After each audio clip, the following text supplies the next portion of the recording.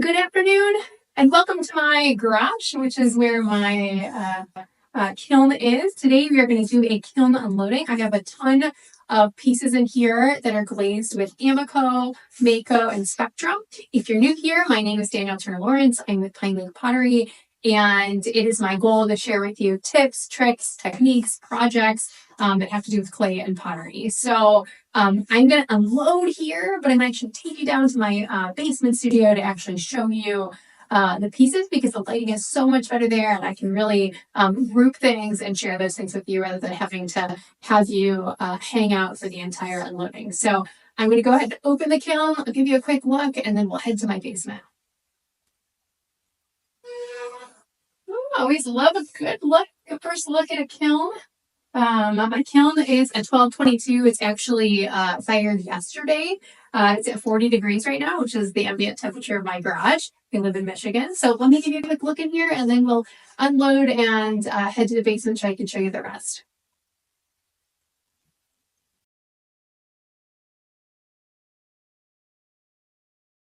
Awesome. So I did some ornaments on top.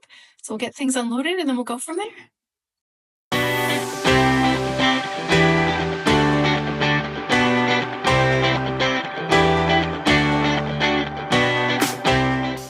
All right, welcome into the studio. We are inside. Everything is down here from the kiln, and I just thought it's so much easier and nicer to show you with great light, a couple different views of the camera, and really share what this kiln unloading looked like. So let's just go ahead and get started. I'll bring some pieces. I'm going to try to put photos up of what things look like before they were glazed, just to give you an idea of how the application is. But we had a great kiln unloading, so let me share it with you. All right, first and foremost, I did a couple mugs here. This is actually one of my favorite combinations. This is Honey Flux, 3 coats. And then I use blue rutile, a stripe of it, and I use a stripe of Chun Plum.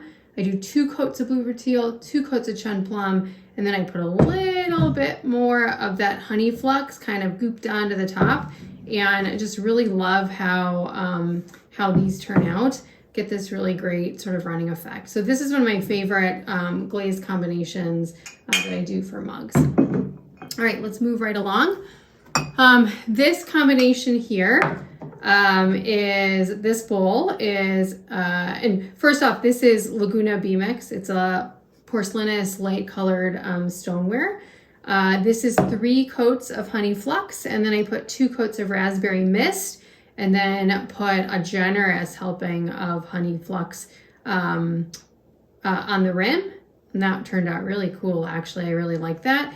This actually is Raspberry Mist, just a couple coats of Raspberry Mist. Got some notes here. I always try to write down my glazing. No matter what I think I'm going to remember, I never remember. Like I leave and I'm like, oh, I won't forget this. This is a unique combination, no problem.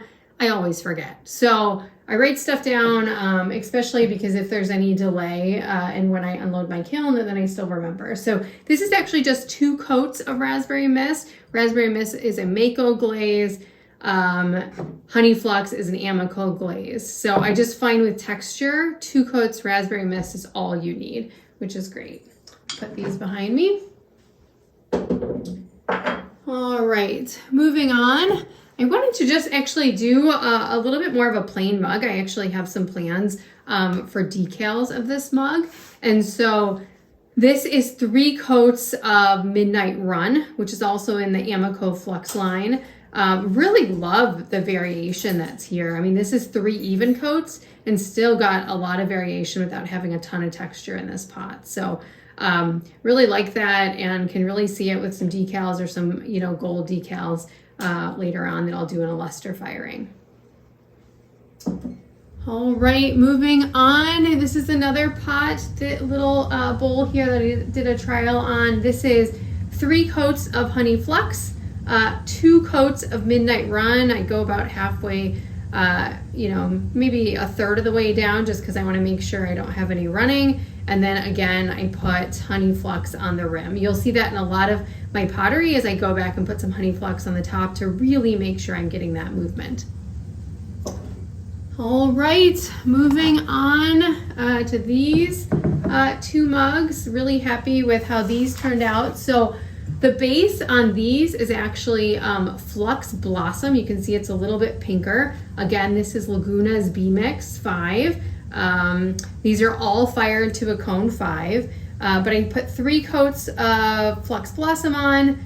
I put 2 coats of Sangria about halfway down. And then again, I put more of that Flux Blossom on the top to get that running inside. I really actually don't put hardly any of the Sangria on the inside. It's really that Flux Blossom that kind of pulls it down. And again, you just get really great dripping.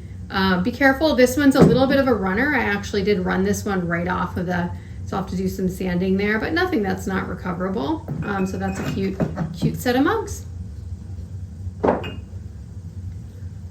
All right, these I really love. These, I just, you know, I've tried this combination before and I wanted to make a couple matching sets of mugs. So this is Honey Flux is the base, 3 coats, and then 2 coats of Mayco green tea, which actually is more of a satin glaze. But when you put it on this glossier glaze, you still get quite a bit of shine. And then again, I put some of that Honey Flux on the rim. So these are great. I love that this sort of brown comes out in that green tea, and also pretty drippy. So be careful. I probably only did this to about here. And I do, you know, I do have some undulations in the glaze because I want there to be some movement there with that, but these turned out beautifully. Nice, again, nice set of mugs. All right, moving on down. This is Flux Blossom, 3 coats. And then this is, so Flux Blossom is an Amaco glaze. The top glaze is Purple Aster, which is a Mayco glaze. And again, I put that Flux Blossom on the rim. So really like that. This actually came out nice. You know, not any imperfections that I can see. So these Amaco and Mayco glazes are really playing nice with each other. All right. So this one I was really glad that I wrote down because I'm not sure I could have come up with it exactly on my own. So this is Flux Blossom, 3 coats. I could have come up with that. But this is so light. So this is actually Mayco's Lavender Mist. So 2 coats of lavender mist. Again, a couple, 2 heavy coats of Flux Blossom across the top. Really pretty, really soft glaze. And again, these, even though it's Amaco and Mayco getting mixed together, these pair really nicely.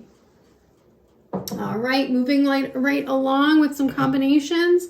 This is also a tried and true combination. So I make this often. It sells very frequently, but is one I really like. So this is 3 coats of obsidian inside and out.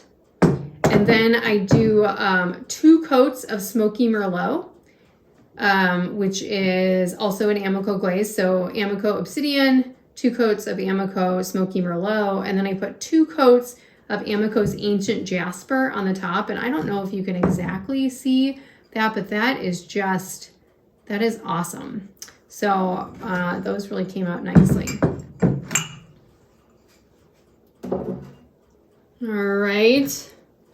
This was also a new combination for me, and I actually really like it. I was lucky it didn't kind of run all the way off. So this is 3 coats of Flux Blossom. Again, the difference between Honey Flux and Flux Blossom is just a little bit of a pink hue that you can see.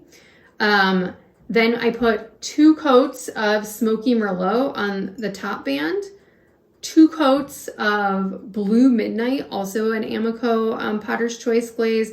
Just below that, I maybe had a little bit of overlap, and again, came back around the top with a little bit more of that Flux Blossom, usually kind of 2 sort of chunky coats right on that rim to kind of encourage that running. But really love how that played, and really like the sort of contrast between the pink and the blue. All right, this is the last mug, and I have a little bonus inside I'm going to talk about as well. So this was also a new combination, 3 coats of of Flux Blossom, and then 2 coats of Smoky Merlot across the top, and then a coat of Clayscapes Ultraviolet. That's one of the Jessica Putnam Phillips glazes that Clayscapes sells. It is a very purple. This actually is, I have a pretty large jar of it, so I just dipped it in. So it's probably one really thick coat or 2 sort of, 2 brush on coats, but really nicely shows the texture. But you can see that purple kind of comes through, especially on the handle there. So I'd repeat this again. I really like this. I might actually even try a more purpley sort of base glaze, but really like this. And you can sort of see the ultraviolet by itself, which is a beautiful purple, really nice coverage. Sometimes the, Amaco's mulberry can get this purple, but it's oftentimes a bit more translucent. So I really like that. All right. Let's see what else we have here. I have a couple things in with Amaco's lavender on them. This is again, it's BMX5. Everything I've shown you so far really has been BMX5 clay. But you can see here, 3 coats of Amaco's lavender is beautiful with this texture. Also works great for underglaze transfers as well. All right, I have a whole bunch of stuff in, let's see here what I got. Pull it all over here. Whole bunch of stuff done in Storm. It's one of my favorite colors. There's a couple different clay bodies here, so let me kind of dissect this a little bit. Okay, so all of this is Amaco Storm Celadon, which is a translucent glaze. There are 2 different clay bodies here, and it's going to be a little bit hard to see. This is Laguna 606. It's a heavily speckled stoneware clay. You can sort of just see it has a darker hue than everything else. This is BMX5, which is kind of all the rest of this, and just shows texture so well. You can see a bunch of these Michigan spoon rests, which is where I live, some Michigan ornaments. Looks great. Now, keep in mind, there is an underglaze transfer here. It got pretty obscured by that storm. So if you want that underglaze transfer to show, probably stay away from storm. All right, so all those together. That is the beauty of doing a kiln unloading like this, which is that you get to see everything together and each of these pieces individually coming out of the kiln. So a lot more efficient. All right, let's move on. This is, I just want to make sure I've got this glaze proper. Yep, this is, I believe this is Snapdragon.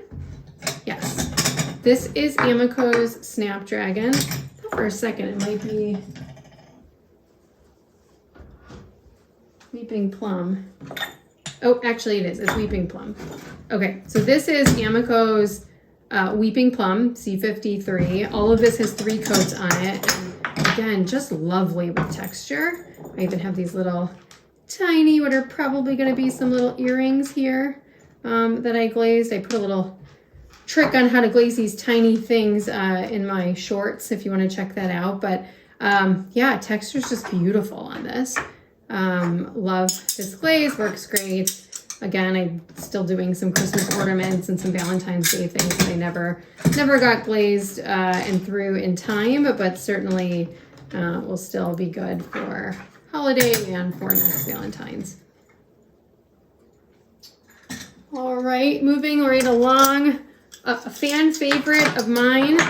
This is Spectrum Sangria. This is 1 coat.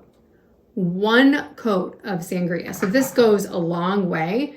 Great coverage, great on texture. If you put 2 or 3 coats, it will obscure your texture. But love sort of the opalescent sort of look of this and kind of how it pools, but beautiful glaze. All right, moving right along. Single tray here. This is Mayco's Micro Pearl. This is, I believe this is actually 2 coats, which typically I would do 3.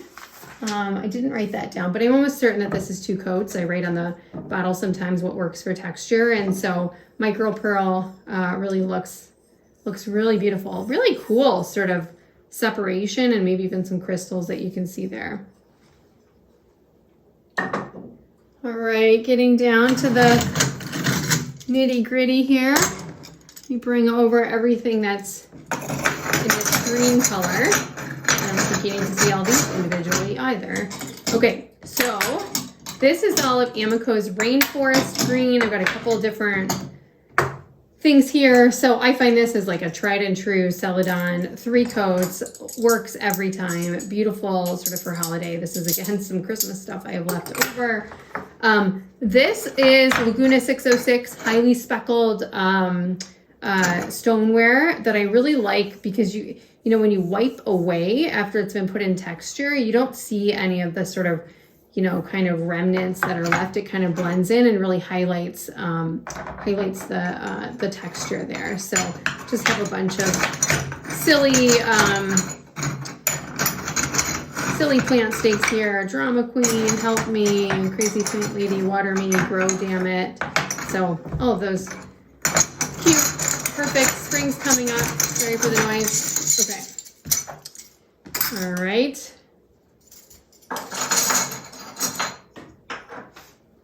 And then this is on an underglaze transfer, as opposed to Amaco's Storm Celadon. Rainforest actually works great, 3 coats over underglaze texture and black.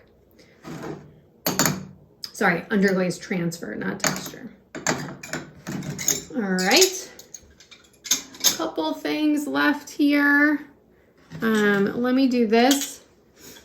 This is a Mayco glaze. It is called Micro Cerulean. It's new to me, so I'm kind of trying it out. Can see that it kind of pooled there. I hang my ornaments in the kiln. I actually have a large gauge rod that they hang from across posts, and I can kind of, I think I have a video that I can insert here to show that, but really I do a lot of ornaments throughout the year because I find that you really need to space them well, and that takes up a lot of room in your kiln. But anyway, that kind of seems like it ran. And then you can see here. So this is again B-Mix. This is B-Mix clay. This is 606. So definitely did some pitting there. Not sure I really love that, but just kind of look a little antique-y there. All right. Couple more. Let's bring stuff over here. All right, this is Amaco's Cobalt. Got a little heavy here. This is 3 coats. I think if I did this again, I would only do 2 coats because I would want to see more of that texture. This is probably a little bit lighter here. It didn't pool as much, and I like that better. So I'll make a note to just use 2 coats of Amaco's Cobalt, especially when doing texture. Oh, actually, that might be actually the difference. Scratch that. So this is B-Mix 5. This is Amaco or Laguna 606. So actually, I think the difference is more the clay body than anything else, because it definitely just looks different. And when you turn it over, it's pretty clear that you can see the specks that are on this and, not here. So I still think I went a little heavy-handed there, so I might back it off a little bit. All right, real quick, this is 606. This is 606 clay. This is Smoky Merlot. This is 2 coats. I only use 2 coats of Smoky Merlot when there's texture. Otherwise, it totally obscures it. Definitely looks darker purple, maroonish even, with that 606 clay. All right, moving right along. This is B-Mix, but it's speckled B-Mix, which is not the same as Laguna 606. You can just tell the difference in the number of specks between here and here.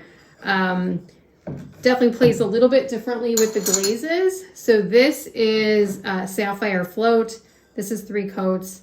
It's I always think it looks nice in terms of how it breaks over texture. This is Amaco's Fog. So excited about this texture that is on this. These are rollers that I got online from a woman named Cassandra. I think it's Cassandra Jean Designs. She's on Etsy. There's also, you can see that same texture here. Such a cool texture. The only problem is the rollers are a little bit narrow, so you can only kind of do a strip like that, but that's so cool, and the texture really showed up well there. So this is Amaco's Fog, 3 coats, winner every time. All right, we're getting down to the nitty gritty here. All right, totally new glaze for me, so I always make a test tile. If you haven't noticed, almost all of my jars of glaze that I have a test tile on top. And what the test tile is 1 coat of glaze, two coats of glaze, and then 3 coats of glaze, so that I can always kind of know what it looks like over texture. So I make one of these, I'll actually attach it to the jar. So this is a brand new glaze to me. It is Mayco's Pink Matte, and really like how it looks on B-Mix. This is B-Mix as well. Just really, you know, it's a satin glaze, but great coverage. Really like that pink. Maybe I'm less of a fan of it here on the 606 clay. Just this is heavily speckled, and you kind of lose the design there. So, and you know, the difference between 2 and 3 coats is pretty minimal. So, you know, I probably would kind of 2 heavy coats or 3 thin coats is what I'll do when I do additional glazing with this. All right, getting down to the nitty gritty. All right, definitely did some different stuff with these. I don't usually, I do layers and combinations, but I don't usually paint within the texture. So this is Amaco's Rainforest, the green. I put it in, I wipe it back. I wiped back as well as I could, but you can see it did kind of bleed a little bit outside of there. Then the Weeping Plum, that's in the flowers. Try to do 2 coats of each. Again, when you wipe back, it's always a little bit different than that. And then on top of that, I put Amaco's Satin Clear, 2 coats. So yeah, they're pretty, not totally my style, but I think somebody will like them. And so nice to try something new. All right. Now you're going to laugh at me because I literally have Halloween stuff, but I needed to fill out my kiln and figured why not fire the Halloween stuff that I had sitting around. So had some magnets I was going to do. And then I had made a couple of these little pumpkins as well. So, first and foremost, let's just do these, kind of pair these together. So this is Amaco's Tangelo. It's 3 coats. This is Rainforest, also 3 coats. And then this top is actually Albany Slip Brown. And I did a test tile because I was missing this on my jar as well. So again, 1 coat, 2 coat, 3 coats. But I really love it for stems. And same thing here. This is Tangelo and a little Albany Slip, and it really does a nice job of kind of breaking really dark brown, and where it's thicker, obviously it has more of those beige and brown undertones. This, on the other hand, is 3 coats of deep sienna speckle. Maybe I went, again, a little heavy-handed. I certainly did on the ornaments because they lost a lot of their texture.